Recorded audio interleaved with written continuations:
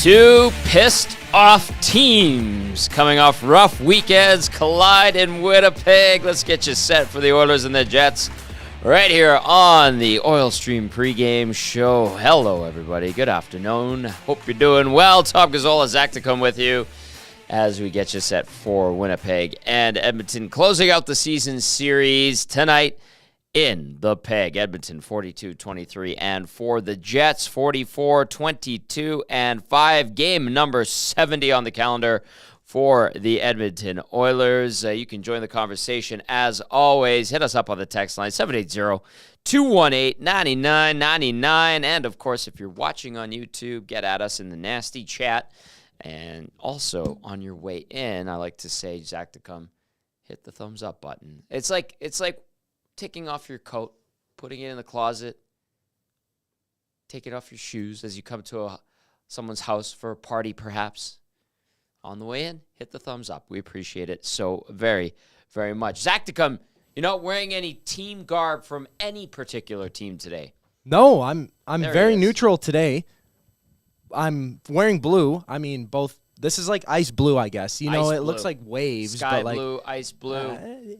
Yeah, like tie-dye. Yeah, I took my jacket off when I entered here. Yeah. I have no slippers, unlike Gager. Gager brings his own slippers to other people's houses, which I just figured out last week. Well, he makes it feel like home. Which is like it shows you're comfortable. Literally right outside the studio door. Oh, yeah. Yeah. Yeah, it shows you're comfortable. It shows that, you know, you're making yourself at home, just like you said. He does. I know. Every time he comes here, yeah. Joaquin will be joining us on the postgame show this afternoon. It's just Zachticum and I, all of our analysts. Joaquin's going to do postgame. Belzy is in Jasper. Cass is busy. He's tied up tonight, so we get Joaquin on the postgame show. We've got a loaded pregame show. We've got Mitchell Clinton, who will be stopping by from the Jets radio broadcast. Mitch and I go way back. He started out as the writer for WinnipegJets.com and then worked his way up to like on-camera host for Jets TV. And then I think last year he made the switch over to the radio color analyst spot. So he's been all around because they have Jamie Thomas, of course, who you heard from earlier today on the morning show. They brought in Sarah Orleski. They have a really good crew there in-house for the Winnipeg Jets. And Mitch is excellent, and we'll be hearing from him in about 5 or 6 minutes or so. If you have any Jets questions that you'd like me to ask Mitchell, I will happily do so. Two teams pissed off. Edmonton, back-to-back losses in Toronto and Ottawa.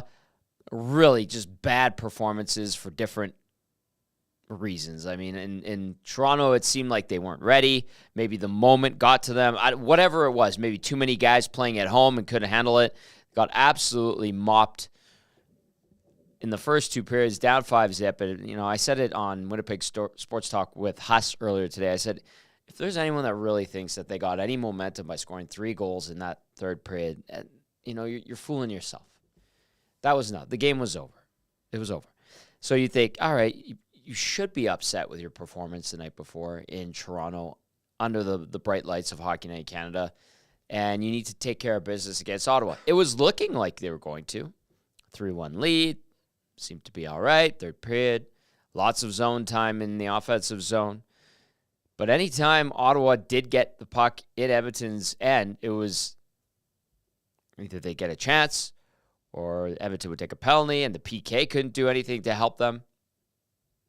No, they couldn't get a save, but I said it yesterday on the Oil Stream. I said it Sunday on the postgame show. The Oilers gave up grade A chances to the Sens, especially when they were on the PK. I don't know what Vinny Desharnais was doing lying on the ice on that first Chychrun goal. Then the Jets score, or not the Jets, the Sens score almost very similar, almost identical goal from Chychrun without Desharnais on the ice. But the same type of play, off a face-off. Brutal. You let Drake Batherson walk in uncontested. You back off of him. He fires a BB. The one I didn't like was Tim Stützle. I didn't like them in general from an Oilers standpoint, but the Stützle one was the one where I said, all right, to those that are mad at Calvin Pickard, I go, that one I would have liked to have had back, short side. but still, it was basically it was a partial breakaway. You could almost make the argument it was a breakaway as Warren Foegele, who was covering, stumbled on the cover, and Stützle just burned by him and then fired one short side. So a lot of problems, even though the Oilers had, a couple of good periods, good in 2 out of the 3 zones on Sunday, and then ultimately watched 2 points slip between their fingers like sand. Not good. Not good. All right, keep those texts coming in, 780-218-9999 or via the Nasty Chat. I want to remind everyone our next live on location will be at Hudson's West Edmonton Mall, April 3rd. It's going to be great. Looking forward to it. We had our watch party on Saturday. That was a lovely time, and a big thank you to everyone who showed up Saturday at Hudson's White Avenue. That was a lot of fun. Lots of AM Nasties, lots of EST. I saw some EST hats, and we had a great time on a Saturday. Unfortunately, the Oilers couldn't add to that good time for our viewers and listeners, but nonetheless, we enjoyed ourselves. Okay, I will throw this out there as well. I was talking about the weekend, how bad it was for the Oilers. The Jets, 3-game slide themselves, had a tough go through New Jersey, Long Island, and then Washington, where they were blanked 3-0 on Sunday. So from an Oilers standpoint, and I put this out to you guys, question of the day, what concerned you most about the Oilers' performances in Toronto and Ottawa? Carte blanche, fire away, 780-218-9999, or via the Nasty Chat. Let's go to Zachticum. Zachticum, what concerned you the most about the Oilers' performances on Ontario over the weekend? There was a lot of defensive lapses. I feel like, as you said, the Oilers gave high danger chances to the Senators, and they only had 16 shots at the end of the game? They did. 11 saves for Calvin Pickard. One of those was into the empty net, obviously. Pickard only faced 15. Right. So 15 shots. Yeah. And right off the hop, the Oilers gave up a glorious chance in front, one-timer chance. Crossbar. That was just barely missed. So it could have, 9 seconds into the game, could have been 1-0. And then in Toronto, the urgency wasn't there. Yeah. McDavid and Draisaitl were getting beat up the entire time, and nobody stood up for them. Yep. So it was sort of sad to see that the physicality wasn't there, and the response from either Nurse or whoever. Anybody. Anybody. Like, it doesn't matter. But Janmark, I think, dropped the mitts. But Janmark, of all people. Janmark, again, like twice now he's dropped mitts. Yeah. It's good to see somebody step up, but you don't want to see Janmark step up. You want to see other players that Carrick. Yeah, exactly. Kane, yeah, he's Desharnais, dropped the although mitts his already, hand's all banged up right now, obviously. Just try and give it to somebody else. Like, go up to Matthews, try and, face wash them. Just get into the other players' heads and say, hey, if your top or our top players are getting treated like this, we're going to treat your top players like this. And there was no response like that. None at all. I did not like the way that the Oilers really played in Toronto, specifically. In Ottawa, they played okay on the offense, but defensively and on the PK, it was quite atrocious, unfortunately. Well said.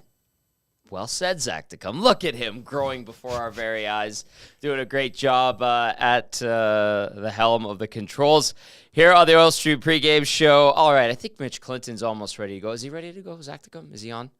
Awesome.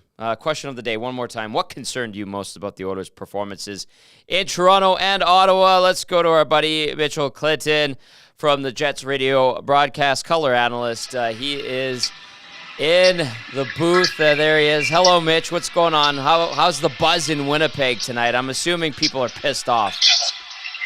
That'd be the best way to describe it, honestly. I think it's just because the fans of Winnipeg, especially with this team, got so used to the consistency that they showed. I mean, they had that incredible streak over the course of kind of into the first half of the year and around Christmas to All-Star break, where they didn't give up more than 3 goals in regulation seemingly forever. It was almost about 34 games, I think is what it was. And you almost kind of got used to that. And then, of course, as everybody knows, the season goes on, everything gets harder, defending gets harder, scoring gets harder, everything gets harder. And, now Winnipeg's kind of been in that 500-ish, just over 500 really since the player and all-star break. And it's kind of been one thing or another for Winnipeg. So now they get into this 3-game skid. I mean, kind of like Edmonton, I would imagine. There's a whole lot of confidence still in the room about what the team's capable of.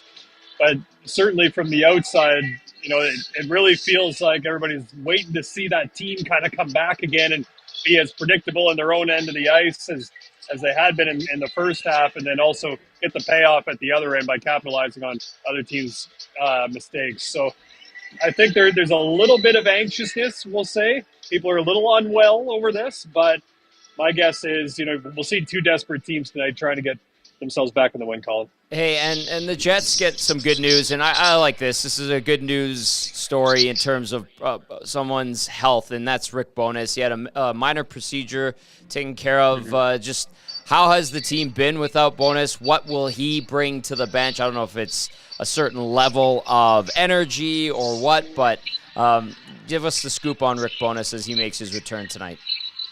Yeah, energy would be probably the way that I would describe it, Tom. And that's just because, just being around him, you can hear him at morning skates, you can hear him at practice. So I would imagine, even though, you got fans in the building, the players can hear him on the bench too. And it really doesn't take anything away from associate coach Scott Arniel, who's stepped in a couple of times over the course of the last season for Rick Bowness when he's had to be away, whether that was to be with his wife Judy earlier in the season, right, or whether it was COVID last year. So, and the players have played really well for Scott Arniel as well. And Scott Arniel's got a winning record. I think going into this run that Arniel was behind the bench as the interim head coach, Winnipeg was something like 9-2-2 or 10-2-2 at the time. So, obviously someone that they play hard for as well. But you certainly get Rick Bowness back. You get that energy. And he was very quick to say, even though he was watching games on TV, although I would recommend watch him on radio or listen to him on radio. That's where all those real broadcasters are. Of are. Course.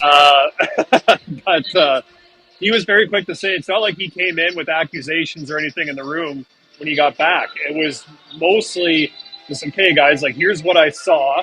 You guys tell me if I'm wrong, and we'll have a conversation about it. And that's kind of what happened. And even at the morning skate today, he had a long chat with Adam Lowry just before things got going, about 5-6 minutes, which, as you know, Tom, from covering practices, 5 to 6 minute chat on the ice feels like an eternity. But but it was basically just to make sure that he came across the right way to the players. He didn't want to come in after being away, even for a medical reason, and just have the players feel that he was accusing them of anything, right?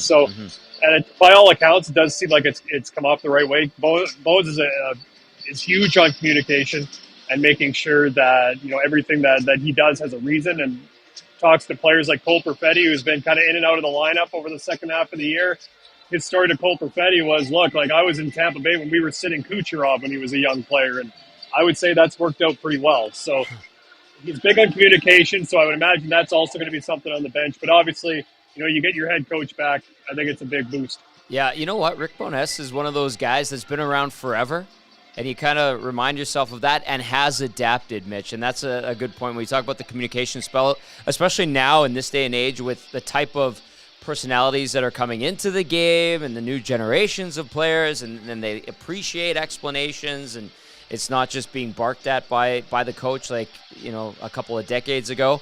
So he's one of those guys that's actually been very good to adapt, and we've seen his teams have success in recent years, the Jets being one of them. Hey, speaking of good energy with Bowness coming back behind the bench, how about the energy at Canada Life Center? I know there was discussions about people aren't showing up and this and that, but I've got to assume, Mitch, that the vibe in the building's getting good as the things outside the building heat up weather-wise, and people are getting ready for the postseason. This is the stretch drive. And Mitch, listen, I've seen Oilers season ticket holders telling me that they don't like the numbers and the price point for season seats in the playoffs, but that it's a rite of spring for Oilers fans, and rightly so, to not be happy about it because of the price hike. But once they get in that building, it's gonna pop off. They're gonna be excited. I have to imagine that the Jets and their faithful are pretty excited about what Winnipeg's cooking up right now. Yeah, absolutely. And obviously it's one of my favorite times of the year too, just simply because of the whiteout, and it's almost a crime. And we can look back at it with hindsight being 2020, knowing how the series ended up, but you think of the sweep that Winnipeg had over Edmonton back in the bubble year, if you will.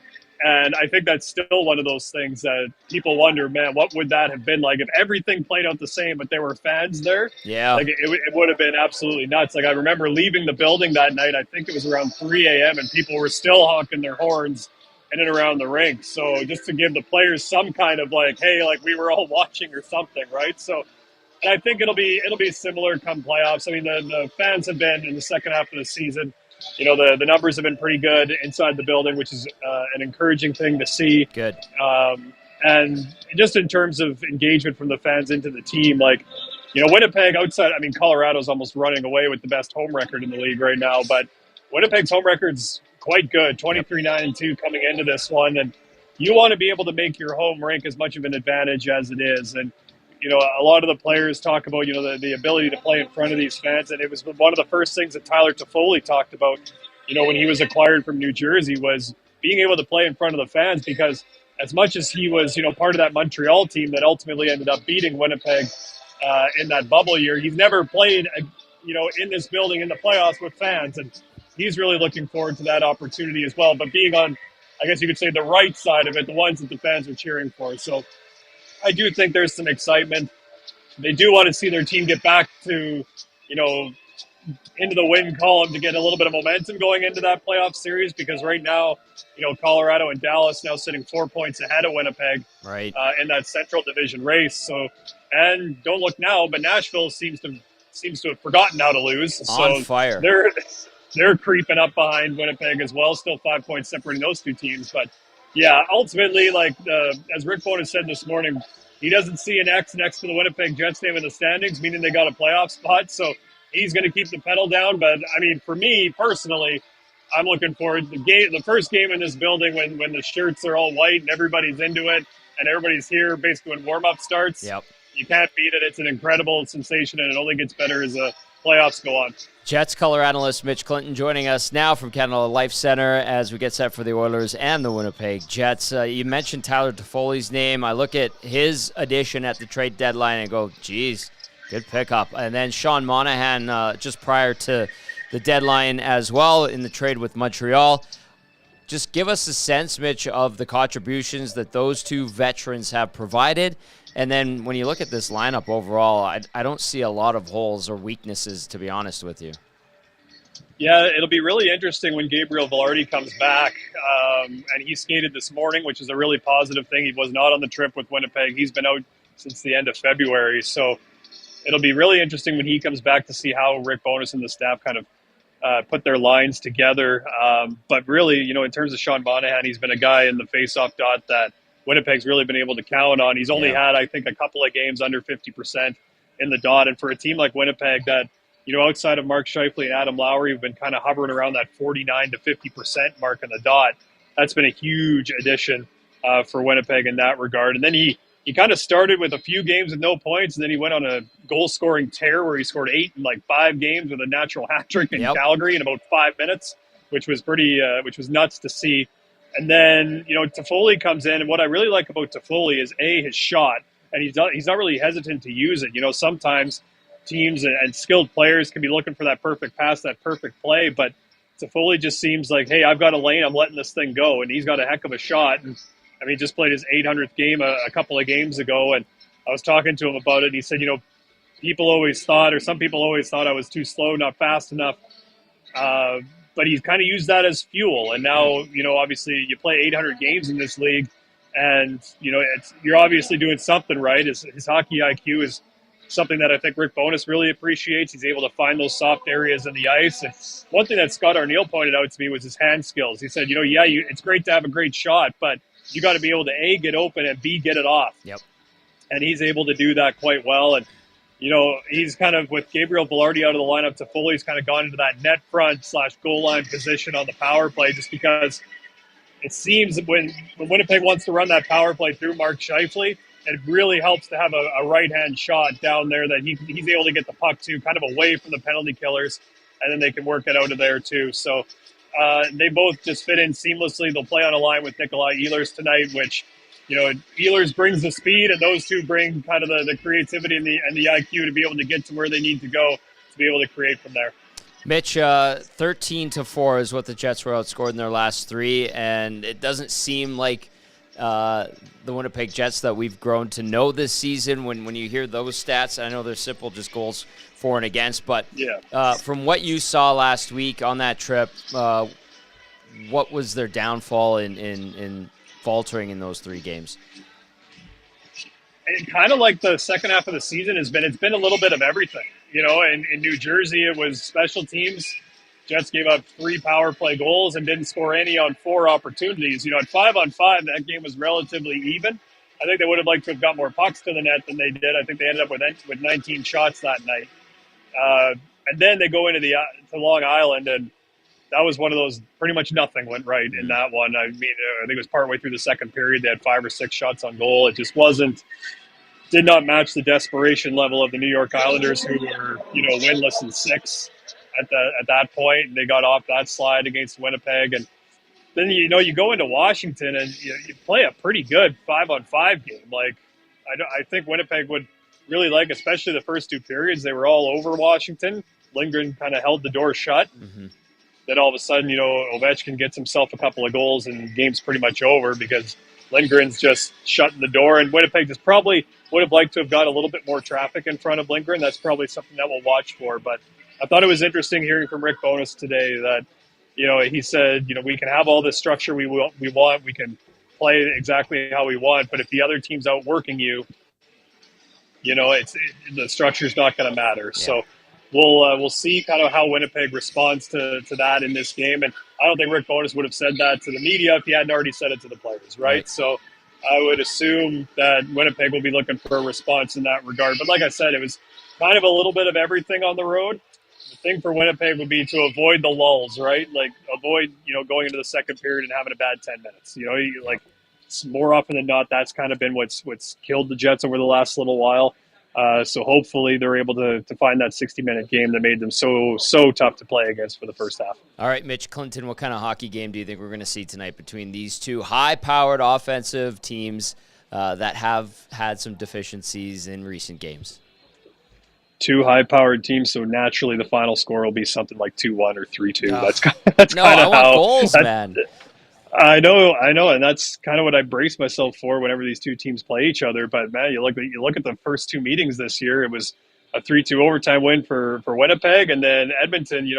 Cole Perfetti scores a goal in this building in late November to go up 1-0 in the first period, and it stayed that way really until about 4 or 5 minutes left. So these two teams, it's almost like they respect what each other can do offensively, and it almost makes them play better defensively because of it.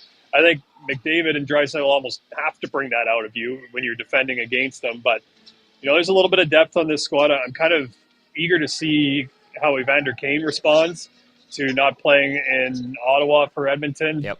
He had a scrum this morning that was quick and to the point. And I'm always I'm just eager to see how he plays against Winnipeg as well. Obviously a former team, that's usually good for a little bit of a boost as well. So it's hard to predict, but for some reason, whenever these two high-powered offenses get together, it's 3-1, 3-2. So that's probably what we'll see. I hope you're wrong, but that was great what you said today, and I'm glad you were able to hop on with me and have a great broadcast, Mitch. Great to catch up with you, man. Absolutely, Tom. Have a good one. That is Jets color analyst Mitchell Clinton. Check him out on X. Absolutely fantastic. If you want to keep tabs on those Winnipeg Jets, who knows? Maybe we see the Oilers and Jets in the postseason go toe to toe. We're going to see the end of the season series tonight. Edmonton and Winnipeg thus far splitting it, each team winning in the other team's barn. So we'll see who gets the better of who. I'm anticipating. I think it's going to be like a 5-3 game again. That's my guess. I think we're going to see some goals tonight. Both teams have been a little bit spotty defensively. You heard Mitch there saying that, a little mishmash of everything. Try to match Edmonton's intensity. Edmonton will try to match Winnipeg's intensity. They're both ornery teams right now. Well, they both got to fight. Like they both lost in their last couple of games. They both got to fight. They could meet in the playoffs, as you said. So maybe. This should be a playoff style game.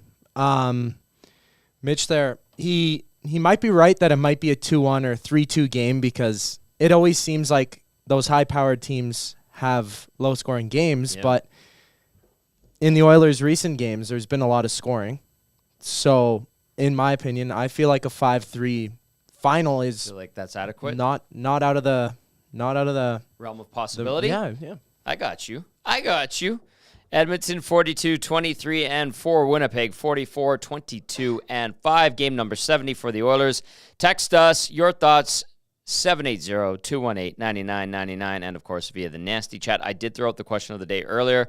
I'll do so again. What concerned you most about the Oilers' performances in Toronto and Ottawa? Let's go to some of the texts here that have been coming in. And King39 says, have the Jets lost 4 in a row all season? Well, I can get you that answer. They've dropped their last 3. Let's take a look at their game log throughout the course of the year. Nope. They have lost 3 in a row once before this year, twice before. This is the 3rd time that they find themselves on a 3-game losing streak this season. They have not lost more than 3 in a row, but it could happen. But we'll see if Edmonton can make that happen. Tim texting in says, let's see the Oilers play some defense tonight instead of cheating for offense. Not going to go anywhere when the 3 best players lead in turnovers. And Joel says, goalied. And leaves it at that.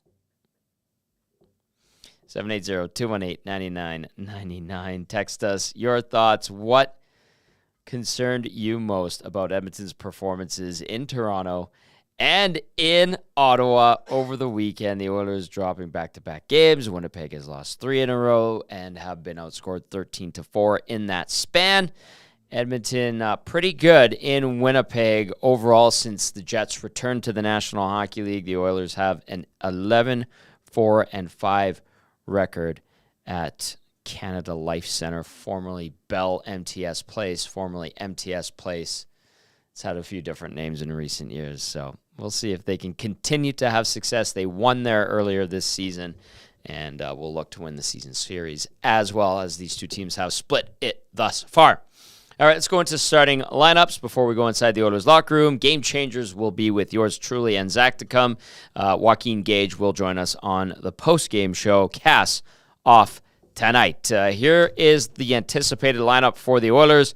McDavid with Nugent Hopkins and Hyman. Adam Henrique will be playing with Draisaitl and Fogle. McLeod between Kane and Perry, so Kane making his return to action.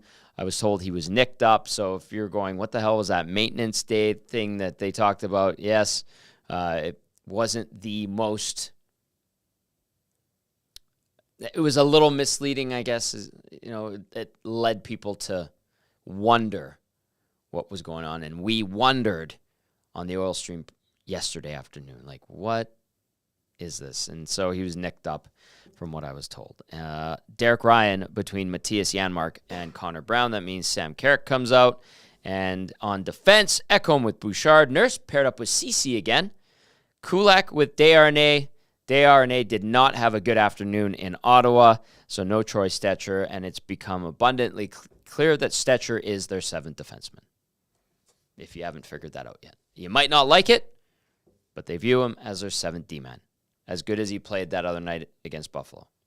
He's D-man number 7 on the depth chart as of right now. I'm not saying I completely agree with it. I'm not saying he's not good enough to be in the top 6. Just saying they have clearly indicated to everyone he's number 7. Simple as that. Yeah, I thought that was a clear indication too. Yeah. Especially when he was put in at a right time. Desharnais taken out because of the broken finger. But then now that Desharnais is back in the cycle, and Desharnais, he would play really good in certain matchups. Yeah. I do think Stetcher is almost better than Desharnais. In a lot of areas, of course, they're very different defensemen. Yeah. One guy's like a foot taller than the other. Yeah. One guy has a pretty decent shot, really good passing. The other guy, he's a big tree. I mean, who doesn't want somebody who on your back end though, who is that tall? 6'7", 6'8"? Come on now. 7, yeah. So it makes sense, especially for bigger teams.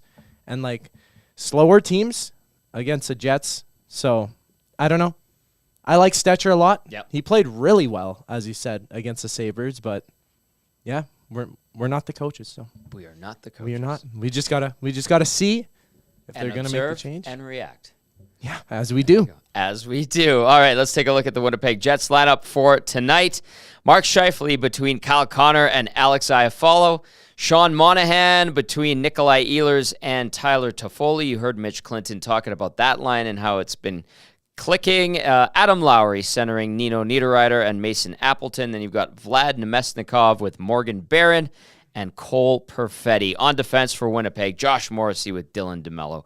Brendan Dillon with Neil Pionk. Logan Stanley with Nate Schmidt. Schmidt playing on his off side. The lefty playing the right side on the back end. A veteran who can handle that, I think, relatively well.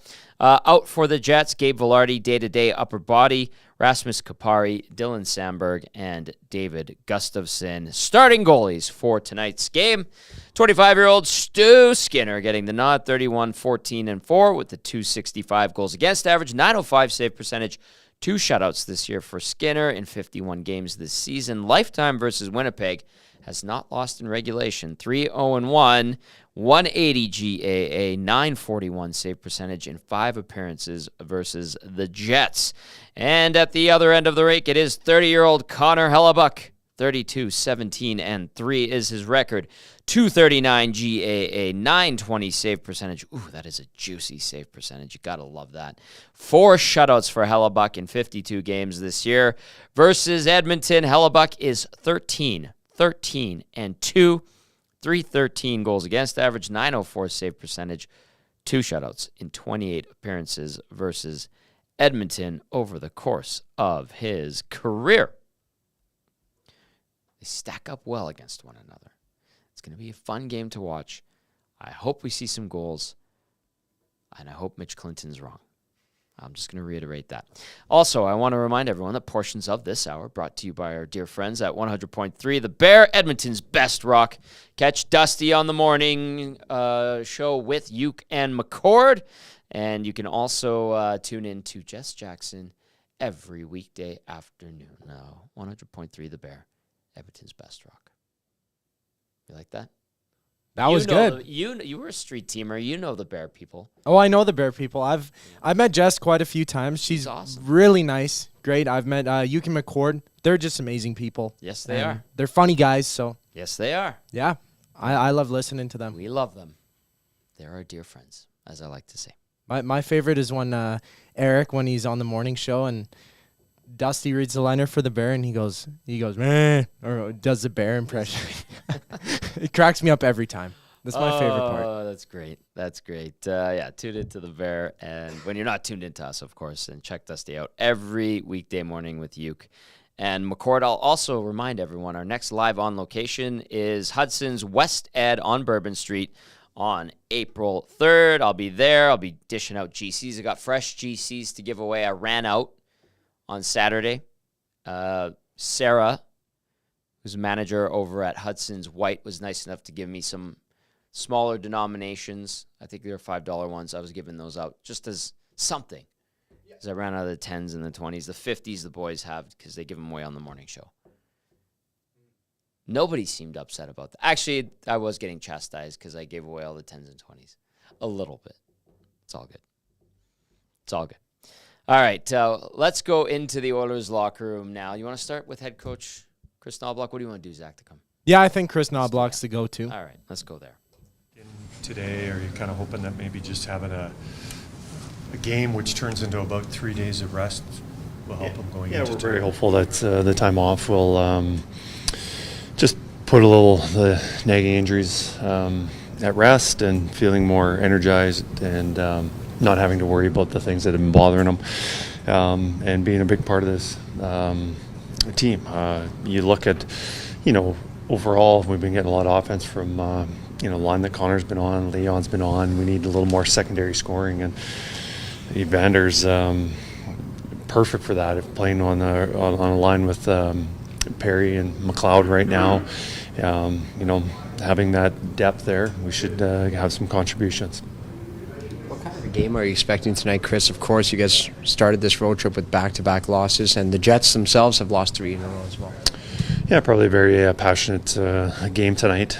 Both teams looking to move up in the standings or fight off teams that are behind us. With Winnipeg losing the last 3, and not necessarily that they played poorly, but obviously they're going to be very frustrated not winning those. And coming back home after that long road trip, I think they're going to be energized and ready to play tonight. Kris, I know the theme for them was they want to get back to their 5v5 game. What about from your club's perspective? Is there anything in particular that needs to be re-energized from what happened in Toronto and Ottawa?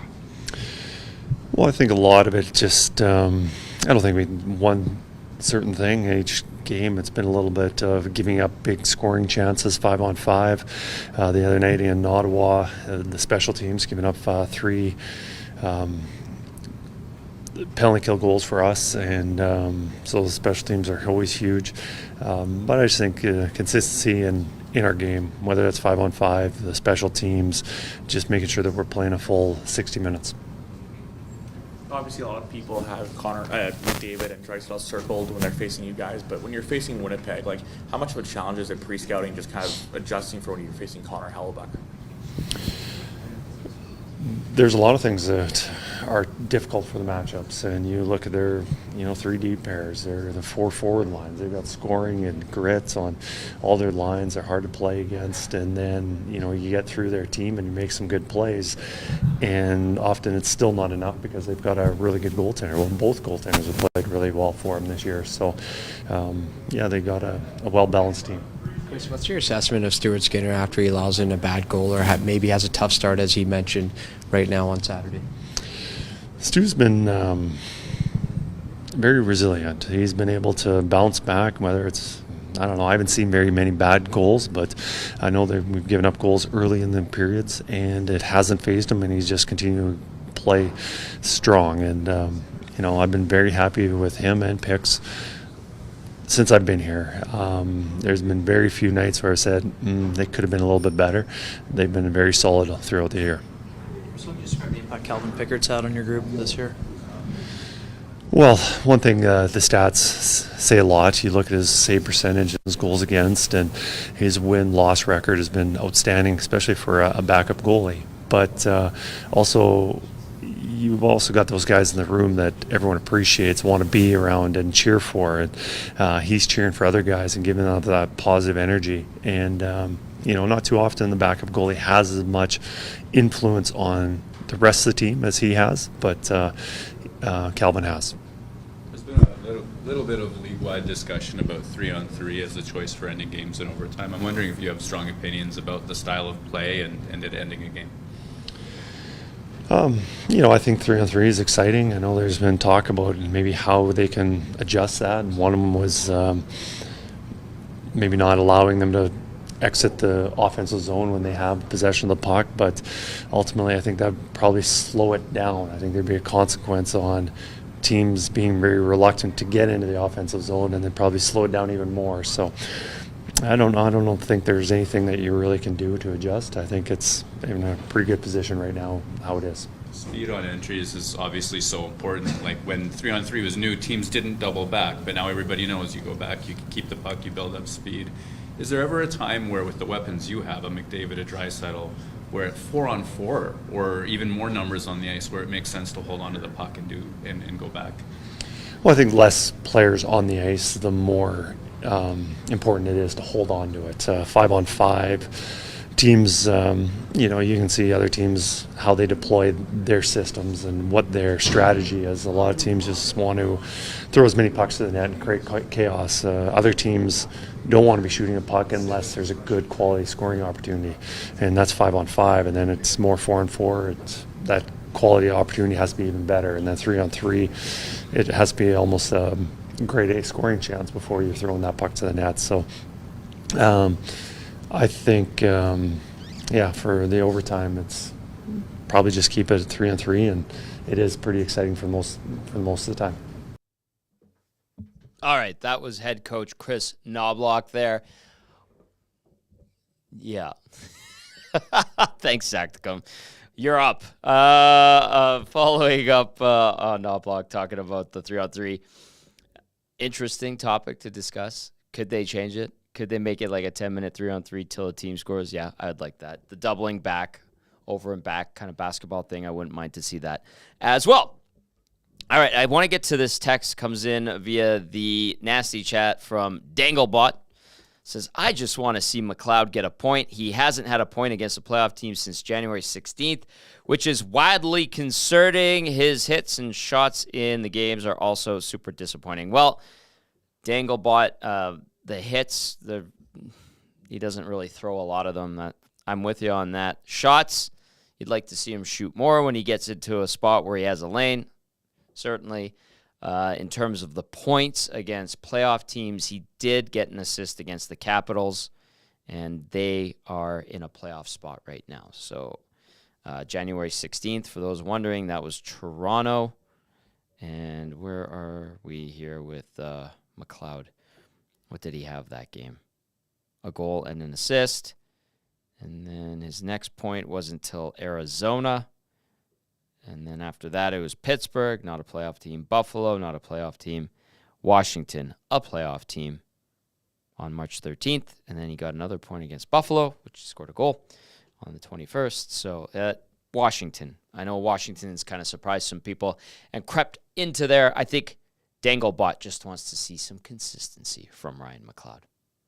I think that's what we're looking for. I hear you, Danglebot. Thanks for the text. Appreciate it very much. Jay Anon says, Kane's interview with the media today sure said something. Let's go to it, if we can, Zachticum. Just getting back in after having a maintenance game or a maintenance day a couple of games. I feel good. Yeah. Was it just a build-up of things that sometimes just have one game off gives you an extra few days to rest and be ready? I guess so, yeah. Evander, when it comes to your team's record right now, 1-3-1 in the last 5 games on the road, but you guys aren't necessarily playing bad. How do you kind of approach that? You guys are playing the right way, but the results aren't necessarily coming your way right now. Yeah, I mean, I think our record speaks for itself. Usually you're indicative of your record. Obviously, it's not over the course of the entire season, but the last little bit, we have to play better. Almost 4 months since you faced the Jets, Evander. From your last meeting with them at the end of November, what sticks in your memory and in your pre-scout preparing for this one? What do you expect? They're a team that doesn't beat themselves. They got some good defensemen, obviously a really good goaltender, and have added some pieces, obviously, since we've last played them. So they're a better team than what we saw last time, and should be a good game tonight. They've been having some patches of inconsistency, win a couple, lose a couple, or lose a few. How much of that factors into your preparation for this team? I don't think much. I think they've proven they've been a good team all year long, and been at the top of their division for the great majority of the year. So we're looking that they're going to bring their best tonight. How much do you enjoy playing with a guy like Corey Perry? Yeah, I mean he's an easy guy to play with. Keeps his game simple. Obviously has a good skill set, and look forward to playing him tonight. Is hockey IQ not talked about enough? Because he seems to be so smart with the skill set he has. Yeah, I mean you got to remember he's not a third or fourth line guy. He's been a top player in this league for a long time, and I think guys that play on the edge say a lot of people look to the physical side or the agitator side, but the skill set for those type of players gets overlooked a lot, and he definitely still has it. All right, there is Oilers winger Evander Kane, 4 assists in his last 16 games. Did not play Sunday in Ottawa. He was nicked up, and they gave him a maintenance day, and now gets to face one of his old teams in the Winnipeg Jets. We'll see how he does playing on a line with Corey Perry, and he talked about liking playing with Perry, and you'll also have Ryan McLeod down the middle on that line. I've seen some discussion, I don't know if a lot is the proper term, being made about how short and curt he was today. And I didn't think it was as bad as some people perceived it to be. He's obviously not happy. He's not hiding it. Well, yeah, I mean, you're going to be taken out of the lineup. You're obviously not going to be happy, especially when you're supposed to be that top guy, I guess. He's capable of it. He is capable of it, and we've seen that, especially during the playoffs. He was lights out during the playoffs against LA and a few years back, like Calgary. And every time during the playoffs, he always steps up. But just in regular season play, ever since really that injury to his wrist, it seems like he hasn't been able to play up to him his par, like his own bar. And he started the year really well. You know? He was strong. He had that 8-goal and 8-game stretch. He was one of the few bright spots early in the year when the team was really struggling. And then, you heard him kind of complain in the intermission interviews a couple times or make interesting comments that caught our attention. And, I know the exchange with Leon on a bad night in Toronto, people made a lot of that. Things blew over. We'll see. Come back strong, you'll quiet a lot of that noise. Some text coming in via the nasty chat. Here's Johnny says, Kane Hattie tonight. Jenna says Kane will go scoreless the rest of the season. Then in the opening playoff lineup, he'll do some goofy TikTok dance and score a dozen goals. Did he do a TikTok? Am I missing something here? I don't think he did do a TikTok dance, but that would be funny regardless. I don't know. He did the number 7. I don't know. He's just got that personality, right? Yeah, like he's got that to him. He's got that. I don't know. I wouldn't compare him to like Juju Smith-Schuster or anything in the NFL. What did Juju? Well, he did a TikTok dance. thing? He actually, after the show, you got to search up Juju Smith-Schuster on the middle of the opposing team's logo doing a TikTok dance. It's pretty strange, actually. All right, I'll take a look at that. Indy Love says Kane put some heart into Brown. Zedmo says he looks checked out. Eric says, I'd be annoyed too if I was always banged up, not producing, playing on the third line, and getting scratched. Here's the thing about the third line. Like, there's a couple games ago he was on the top line. He's been playing at least 15 to 18 minutes consistently all year. There's been a few nights where he's played less, but not often. Like, he's still getting quality minutes. And it's not like the third line players that he's playing with are bad. Like, McLeod's good. McLeod's been a top 6 player at times this year. Corey Perry's going to be a Hall of Famer. Corey Perry's had a good run in his time as an Oiler. Like, you can roll 3 good lines just because you're quote-unquote a third liner. Like, if you're taking that to heart because you're a third liner, but you're playing with good players, like, you can get over yourself. Now, he's had opportunities, like I mentioned, to play on the second line. Doesn't have any chemistry with Draisaitl. That's abundantly clear. He's had opportunities to play with McDavid. Didn't really take advantage of those. I'd say it's more of a him thing than his line mates or the playing time issue. When he wants to go, look out. When he's in a mood, we're all wondering what happened to the guy that was motivated playing well. And it's under the spotlight more so, especially when you're the kind of character that, the character that he holds. He's very out there and, not out there, but yeah, right? He's very, all the things surrounding him. And even when he came to the team, it was like, oh, well, this, the controversy here is pretty clear. And it's been like that. It's followed him, but he's played well in very good instances. And when he does play well, he's one of the top players on the team here in the city. Fans love him when he plays good, but when he doesn't play well, you really see it, and people get at him, it seems like. And of course, they do that with all of them. It's every player. Yeah. I mean, in this market, it's very, very easy to be negative on a player who has a bad day as well. But it's been more than just a day for Kane. It's been, and it seems like he might have woken up on the wrong side of the bed today. Yeah. If it leads to him playing balls to the wall and he has a night in Winnipeg, then great. But if he kind of goes in ho-hum, pouty, not good. And like I said, nicked up on Sunday, did not play. But if he feels better and he's good to go and can have a positive impact on the game, a lot of that noise gets washed away. All right, I'm going to read this one. Dustin says, Kane needs to step it up tonight. Zedmo says he needs a statement game. Let's see if he can do it. Should be motivated. Let's see if it comes to fruition. All right, one more time inside the Oilers locker room. This time, Stu Skinner. Golf right now. How do you assess your team's play? I know necessarily the wins aren't coming, especially on the road, as much as you guys had hoped. But you guys aren't necessarily playing bad. Yeah, I think we're obviously giving our full effort out there.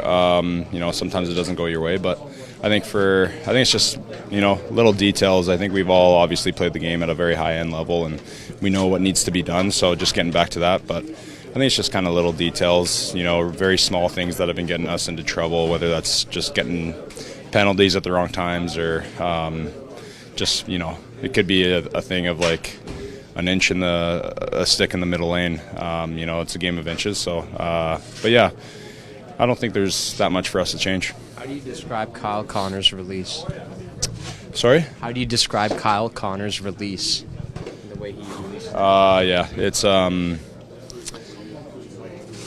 he's an incredible player. He's got, not only does he have a great shot, but he's also got great visionary out there as well. Great vision out there as well. Sorry, and I think he's a special player. He's got so much speed. So, you gotta be careful when he comes down at any moment of the game. He's obviously a game changer for them. They got a lot of guys that are like that. But yeah, his shot, it's a nice release. That's why he's he gets so many points. Describe the impact Calvin Pickard has had since coming up. It's been incredible. He's obviously, him and I are very tight, and even if you just look at his win record, he's been winning a lot of games. I was worried he was going to break my record there that I just broke this year. So he's been incredible, not only on the ice for us, and he's been making such an impact on whenever he plays a game, but also just in the room in general. Like, he's such a high-spirited man, a guy with just really good emotional control, and just very, when he comes into the room, you're always smiling, you're always laughing, you're always having a good time with him, and he's a very positive guy to have in the room. So it's been a lot more than just on the ice. Coming off that start on Saturday night, for you personally, what's the proper bounce back process look like for you? Yeah, I think just getting back in the net and just regrouping, refocusing on my job. I think, again, like, it's a couple small details for me personally that I need to kind of rebound, and I know what I have to do in order to do that. So tonight's a chance for me to just get back in there and see what I can do from here on out. I learned a few lessons against Toronto, and I'm thankful for that. Stuart, the Jets have been up and down through the month of March, but from your pre-scout and what you experienced from them in late November, even though that was a long time ago, what type of game do you expect them to be throwing at you tonight? Yeah, every time we play Winnipeg, I feel like it's always a really tight game. It's normally low scoring. It's just like a hard battle between two really good teams that are, trying to fight against each other, because, to be honest, it's playoff games kind of from here on out. So it's really good preparation for us, really good preparation for them as well. So I know that they're going to come out hard. I know that their skills obviously going to do their skill things, and they're going to be, Winnipeg always shows up for these types of games, and especially I know that they got the last two losses, and so have we. So both teams are pretty hungry for a win here. Slight tangent, but there's been a lot of 3-on-3 discussion in the NHL of late, two different opinions on it. Do you personally have a strong feeling about the way that the games get resolved 3-on-3? Not really, no. From a goalie aspect, it's a little bit different. At least for myself, I don't really worry too much about the rules of the game or kind of what decisions are going to be made. I know no matter what they do and with their types of decisions, I got the same job and try to get in front of the puck. So whether they change it to 2-on-2 or 1-on-1, it doesn't change anything. And but yeah, it'll be interesting to see what happens. Once upon a time at 3-on-3, teams hadn't realized that they could just back the puck out right away, right? And they would chip pucks in, or possession wasn't everything. I've wondered about Edmonton with some of the players that you have. Is there ever a moment at 4-on-4 or even like other forms of even strength where it makes sense to back out and come back in? I think there's some moments. 5-on-5, I think it makes sense only when the time is right, and you see that every once in a blue moon. You don't see it often. 4-on-4 might make a little bit more sense in some situations, but I think even 3-on-3, I mean, everything's just so situational, right? Like, it really depends kind of how their team's defending and where their guys are at versus where our guys are at. So I definitely trust the guys in our room that they have the high IQ to kind of tell when that's the right time. And obviously the lower guys on the ice, you kind of want to, especially 3-on-3, like it's more of a rush game. It's more of a try to get on the rush and kind of break down with a lot of speed. So you see a lot of guys with speed going out for the 3-on-3s. So, yeah, I mean, it's a smart move. It's a way to win games and get an extra point. Stu Skinner taking out the Winnipeg Jets tonight, 3-0-1. Lifetime versus Winnipeg, 180 goals against average, 941 save percentage in those 5 appearances versus Winnipeg over the course of his career. At the other end of the rink, Connor Hellebuyck getting the nod. These two large goaltenders going toe-to-toe for a third straight time this season. Hellebuyck versus Edmonton, lifetime 13-13-2 record, 313 goals against average, 904 save percentage, 2 shutouts in 28 appearances versus the Oil. So 2 pretty good goalies give Hellebuyck the edge, certainly. And Skinner looking to build up his resume. It took Hellebuyck some time, too, by the way. I'll remind folks to really get into a groove at the NHL level. And, boy, he hasn't looked back. He's been absolutely tremendous. He has won a Vezina. They're looking to lock in a Jennings trophy for the Jets. Him and Laurent Brossoit, former Oilers goaltender. And then at the other end of the rink, you've got Stu Skinner and Calvin Pickard. And Stu Skinner tonight looking to go toe-to-toe with Hellebuyck and get the win. Has not lost in regulation versus the Jets in his career. I don't know why I'm whispering that. I apologize. It sounds like a secret. It's not a secret. If I don't say it, it doesn't jinx any. I'm just kidding. No. All right.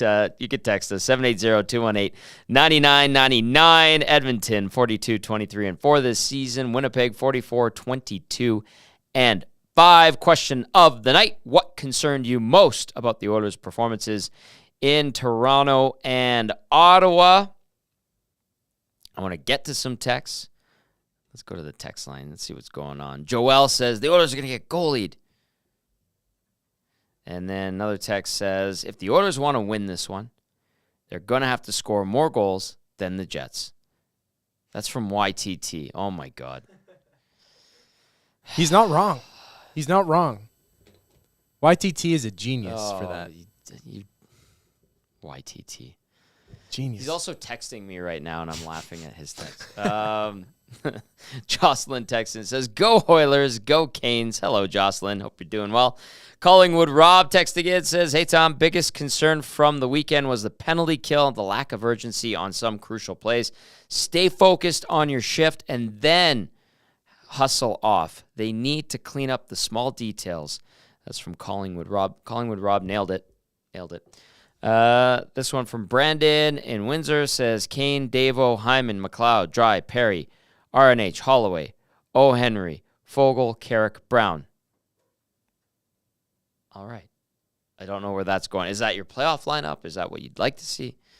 Brandon from Windsor, let me know. And then hello, Jasmine. Jasmine says, you owe me a $20 GC, Tom. Let the nasties know you gave me and my friends tens. That's all I had left.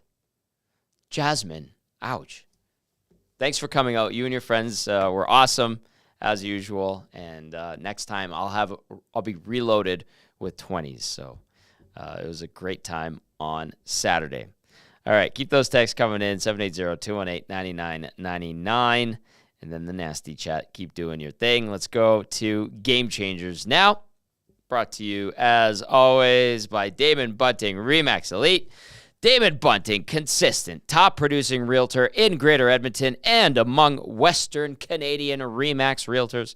He and his team would love to help you find that right home or make the move from your current home. He's community-driven, understands what it takes to make a difference in our city. So check him out, DamonBunting.com, or visit his Instagram at Damon Bunting. Real estate #1, Zachticum. I'm running Game Changers. It's not Cass. Gager's joining us on the post-game show. Bellsy's away, so they've let us take care of it. And number one, I'm saying clean it up. Clean up the D zone. Clean up the PK. No missed assignments. No lazy plays. No dumb little stick waves. Take away the lanes. Know where your guy is. Defensive awareness. It was lackluster in both games. Certainly in the first two periods against Toronto. Definitely all game long against Ottawa, a lesser opponent, and it cost them. It cost them 2 points. They couldn't even squeeze out a single point against Ottawa because of bad D-zone plays and decisions. That's my take. I'm blaming it on the D-zone. Yeah, they got to mop it up. They got to mop it up. They got to put soap in there. They got to do whatever they need to do. Pine Sol out there. Ooh. Yeah, I've used that stuff. See, it smells bad, but it works. And you just got to use what works, right? You just got to go back. Clean it up. To the ways that they were, because there was some games there right before this the last two games, Ontario series, I guess you can call it. Sure. Let's call it that. Where it is called that, yeah. Let's call it that. Let's call it that, yeah. Where the defense was quite there. Porous. Like, it was there. porous. Well, during that series, yes, it was. Yeah, before that, they were good shaky. against Colorado. Yeah, except for that play by Bouchard. Frustrating, right? I still think about that. I'm thinking about that right now. It's haunting as well. Yeah, it does haunt me. Tell. Just like that Ghostbusters movie, which I didn't watch, by the way. It's great. Check it out. Now I want to, but I loved it. It's like the ice monster. What is it called? Garaka. Yeah. Okay. Are you going to talk about Pine Sol and mopping up the D zone, or are you going to talk about Garaka? Mopping up the fine D-zone. installment of Ghostbusters.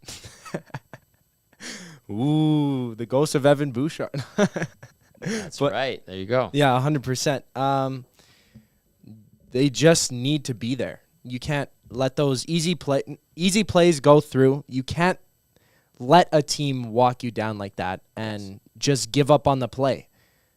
We've seen it before. The Batherson goal, they certainly gave up on it. They let him walk. Two guys, just let him walk right in. Go ahead, Drake. Have a shot.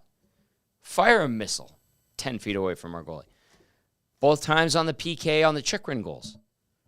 Puck crosses the middle. He blasts one-timer. Oh, and they were the same goal each time. Pretty much. Off the face-off both times. Yeah, what was it? 38 seconds to score 3 power play goals? Yeah. Oof. And that's the defensive side. The mop is coming out tonight. Get a fresh mop, full bottle of Pine Sol, shine it up in the D zone, because that was dirty in a bad way. I like that? I like that. All right, number That's 2. A new saying. Game Changers, brought to you by Damon Bunting, Remax Elite. Big boy hockey. Play big boy hockey. You can. We saw it against Colorado. Should have won that game, didn't. But for the majority of it, they played big boy hockey. They knew their assignments. They played tough. They played strong. For the most part, smart. Couple of mental lapses. Played big boy hockey. Took care of business against Buffalo. Good. You go into Toronto. You go into Ottawa. You get pushed around in Toronto. Why? You were playing good before, leading up to that. Why'd you get pushed around? What happened? Play big boy hockey. Simple as that. Yeah, it's almost like they got tired. They're just like, they lost in Toronto. It seemed like they lost some steam there. I mean, they didn't really have steam in Toronto. 5-0 score. Yeah, they did nothing. They were a mess. And then the Senators, in that game, they came out, they had the offense, but they just weren't gritty enough, and they weren't playing big boy hockey at all. They showed up for the most part, it seemed like, on the offensive side. Yeah. But besides that, there was still holes in the game. Like, it was like having holes in your bucket. We're going to go back to the pint. You can't. You're not going to clean up. You're not going to mop it up properly if you keep slipping on yourself. Right. Slipping on the Pine Sol. You love that reference, don't Yeah, you? I do. I like it too much, actually. Hey, number 1 on Game Changers. Clean it up. Number 2, big boy hockey. Number 3, depth contributions. This is just one that I want to see. I want to see depth from the third and fourth. I want to see scoring from the third and fourth line. I want to see Kane and Perry get a goal with McLeod as their centerman. I would like to see Janmark chip in off it. I don't care if it's an assist on a defenseman. I don't care. Let's see lines 3 and 4 do something positively, offensively. I would like to see that. Let's see a D goal from someone outside of Evan Bouchard. I want to see depth contributions. Selfishly. Yes. And it's in games like this against better opponents, teams like the Jets who are going to be a contender, just like the Oilers are, where you need goals from unlikely sources. Depth contributions. Go get one, Corey Perry. Yep. Go get one, Derek Ryan. Why not? Why not is a fact, because Kane, if he comes out tonight, plays a strong game, and I feel like the third, any Corey Perry line that I've seen in the last few games has played quite well, has played quite strong for the most part, and generally, yeah, he is a great player, Corey Perry as well.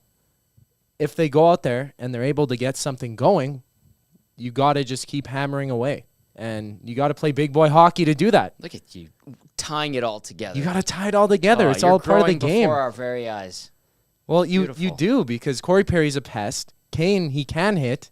Yep. He can get in people's faces and get into people's heads. So if that third line is buzzing tonight, which I hope it does, and Kane, I mean, he seemed pretty down, He was ornery this morning, okay? Maybe that leads him to playing good. I hope so, for the sake of everyone, and then it quiets the noise. If he can get one or two or have himself a big impact in the game, maybe play big hit, change the tide, get some momentum for your team.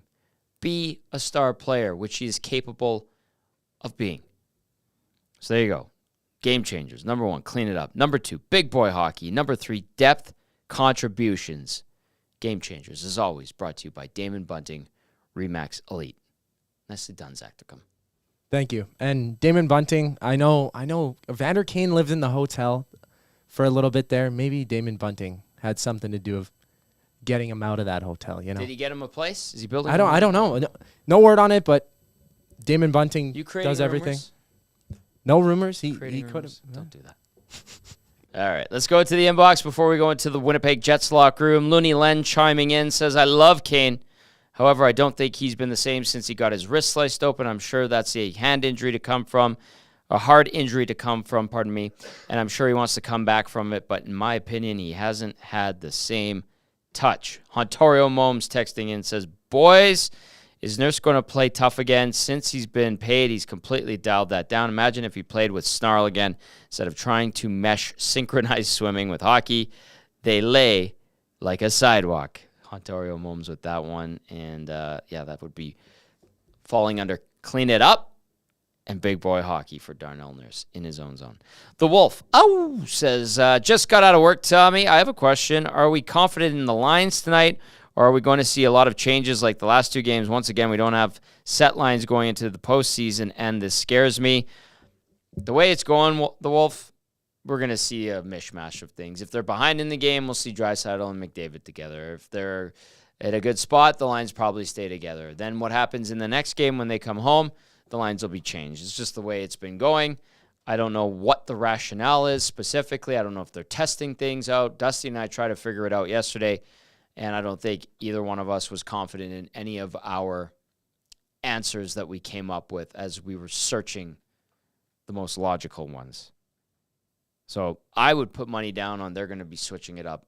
They're in a blender, all those lines are. They haven't stuck together a lot, that's for sure, outside of McDavid and Hyman being a duo. Hersey getting in on the action. Hersey says, Tommy, checking in from Colorado, really hoping the Oil can get on a little run here before the playoffs and coming in guns hot. They'll figure it out, but need to elevate tonight. Get back on track. Hersey, good to hear from you. Thank you very, very much. All right, let's go inside the Jets locker room. Who's up first, Zach? Who do we want to hear from? Head coach Rick Bowness. I guess the Captain Obvious question is, how are you feeling? Much better, thank you. Yep. So we had to deal with a couple little things. It's just the body reminding me I'm 69 and not 39. Yeah, so do you, Lou. Thanks, you pal. I was looking for you. You finally show up. I think you knew you weren't going to miss anything early. Did your age maybe go up a little bit over those last 3 games on the road? How difficult is it, Rick? To be in that it's difficult. I hate sitting there watching. You're not in the fight with them. It's what we all sign up for, to be in the fight. And when you see your team not playing as well as you know it's capable of, it's frustrating. And you see how we were Tuesday in New York, and then how we in New Jersey. Like, where did it go? Right. So that's what gets frustrating when you know you're watching a team. Tuesday night I'm watching there with Judy and we say, geez, we got a good team here, right? And you say, where did it go? So, that's frustrating. So from the theme of we just look for solutions, what are some of the solutions coming into this? Yeah, no, we had a good talk with the group this morning. It's not fair to me go in there this morning and make all these negative comments and accusations. I'm not in the fight with them for those 4 games, right? So I gave them some observations. So sitting back in my chair watching the game Winnipeg, this is what I saw. So we talk about some of those things, and it's all tied into our overall team play for the last little while. Hasn't been up to snuff on a consistent basis. So we've been dealing with that. Would a younger you have had a harder time holding back? Yeah, perhaps, Lou. Yeah, we've calmed down a little bit over the years. But no, it's just, listen, the players are frustrated too. They know we're better than we've shown, so that's all part of it. So how do you account for those wild swings? Yeah, that's what we talked about this morning. Yeah. No, I know what's wrong, and we're going to keep addressing it. Is it possible that complacency sets in quickly, or? There's absolutely no way this team should be complacent. We haven't done anything yet. Yeah. So I think that's part of the message as well. So, no, there's absolutely nothing, and we're still fighting. We're still in a fight, and the other teams are desperate. Yeah, well, so are we. So we have to play that way. What's wrong with the notion of just, in 11 games we can flip the switch? There was a whole lot wrong with that. What's wrong with it? Yeah. There's a lot wrong with that. You want to have good habits going into the playoffs. You want to be playing really well. And we're not just talking about the outcome of the game. We're talking about the compete and the process and everything else. So there's no way we're just going to walk through these next 11 games. We still have a lot to fight for. I don't see an X by our name in a playoff spot. So and we're still pushing. So there's just no way I'm not taking the foot off the gas. Nope, not happening.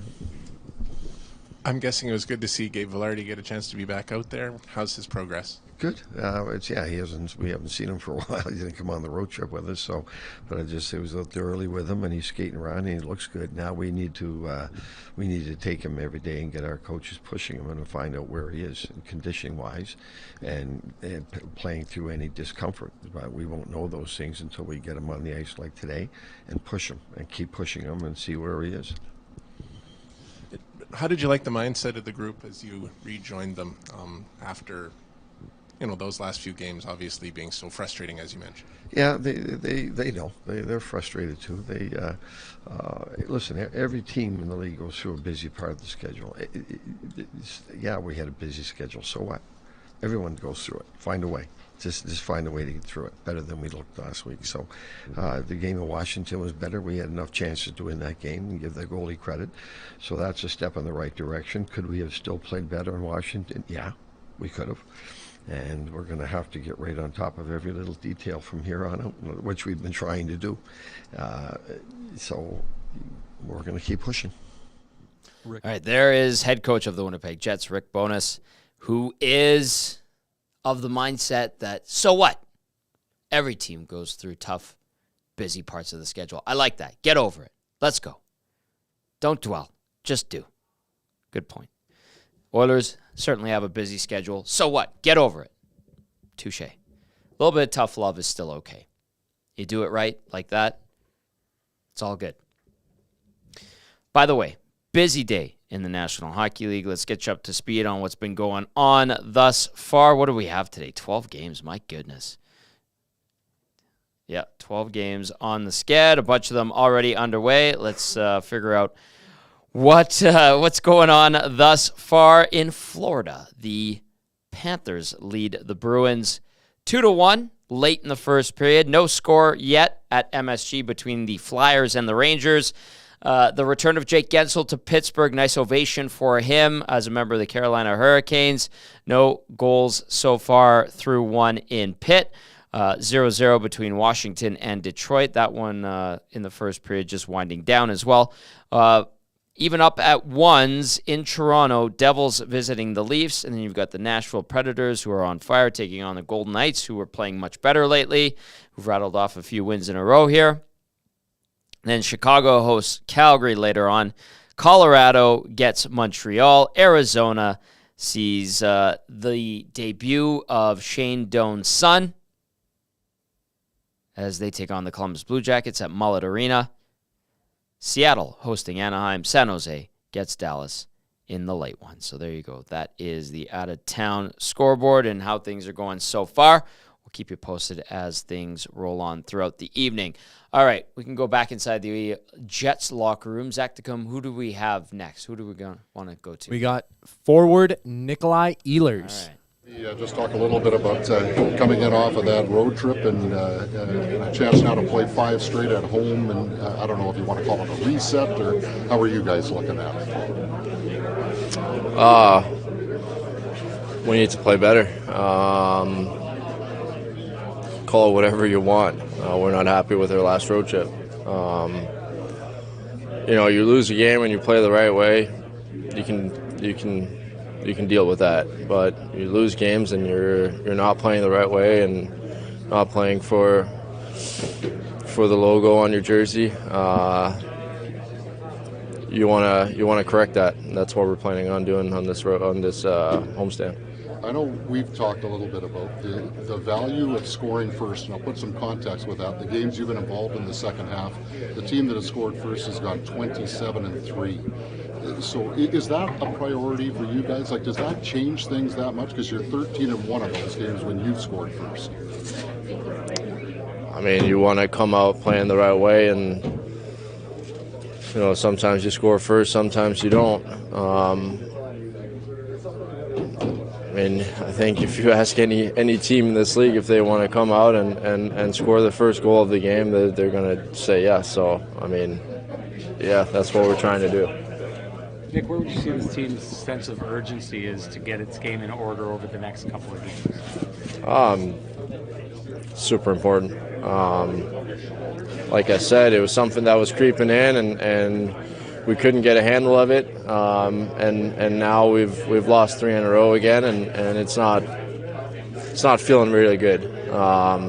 So what we can fix tonight is go out there and play for each other, work hard, outwork Edmonton, and play the right way. So that's what we're planning on doing. When you say creeping in, that Rangers game looked to be one of the best games your team played so far this season. So what did creeping in look like? Where were you seeing it creeping into your game that resulted in the last 3 games? Well, you look at the way that we played during the great stretch that we had of 30 games, and obviously playing 82 games that way is going to be hard. But when you get so far away from that game and you're not playing the right way anymore and you're not outworking the other team like we did in that stretch, then it's all going to fall together at some point.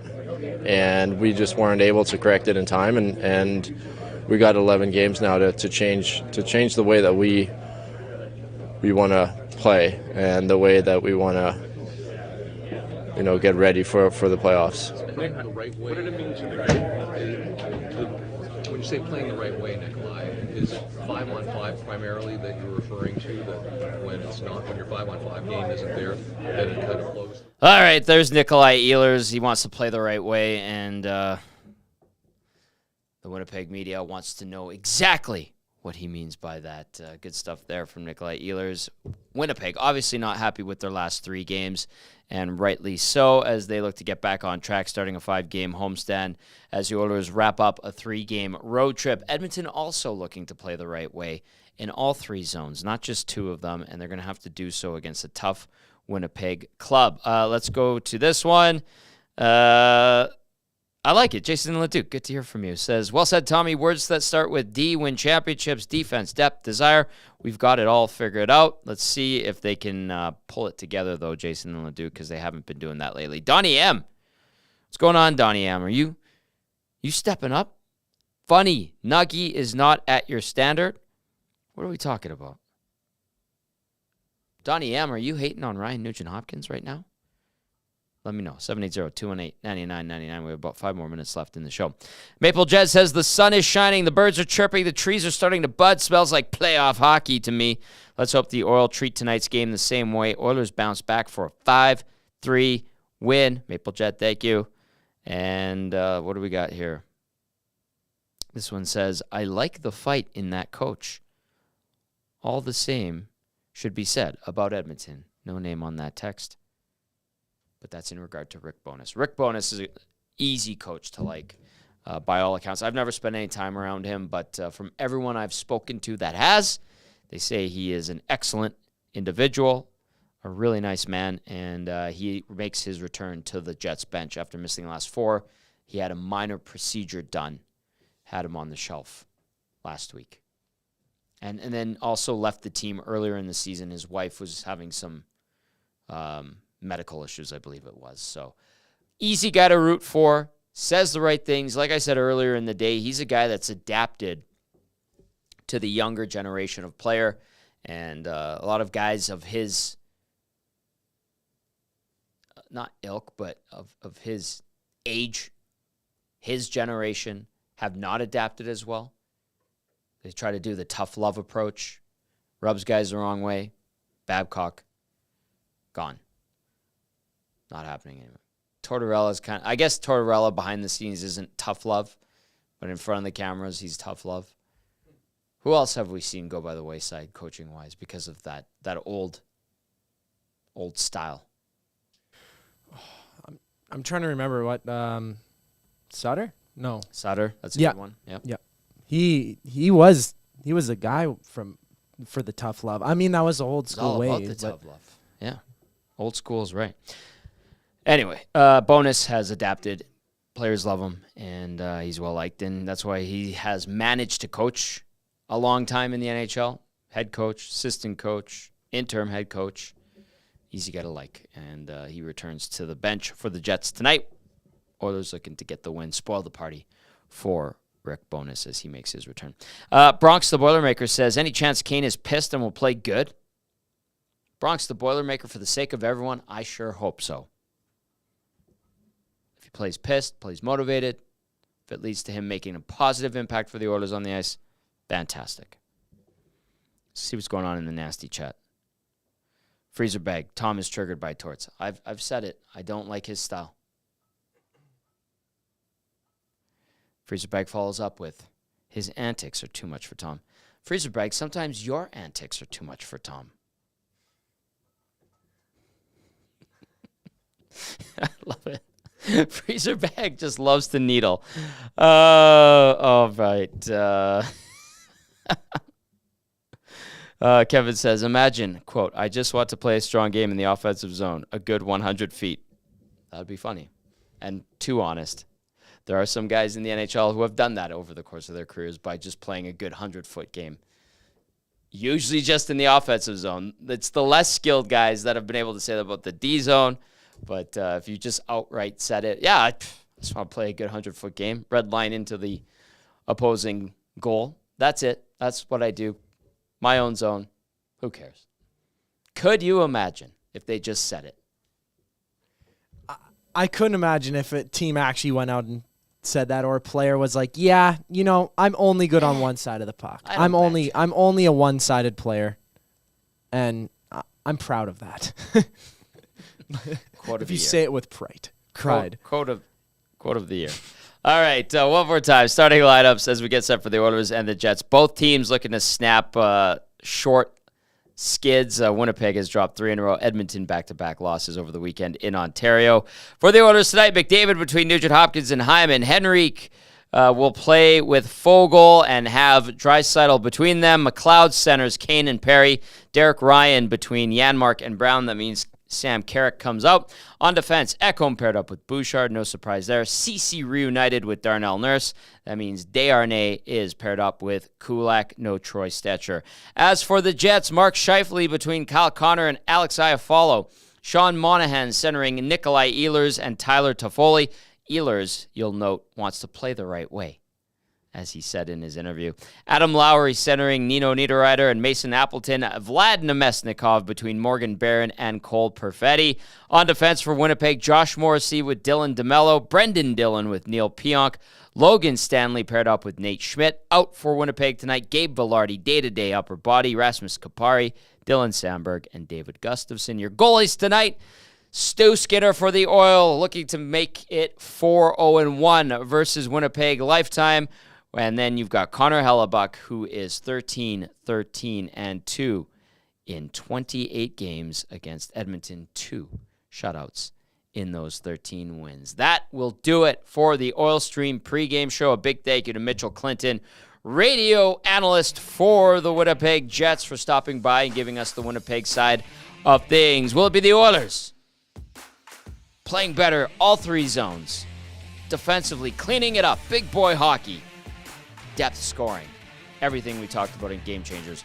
Or will it be the Jets playing the right way, snapping a 3-game slide? We shall see. Should be a good one. For Zachticum, I'm Tom Gazzola saying thanks as always for tuning in. We appreciate you. See you on the postgame.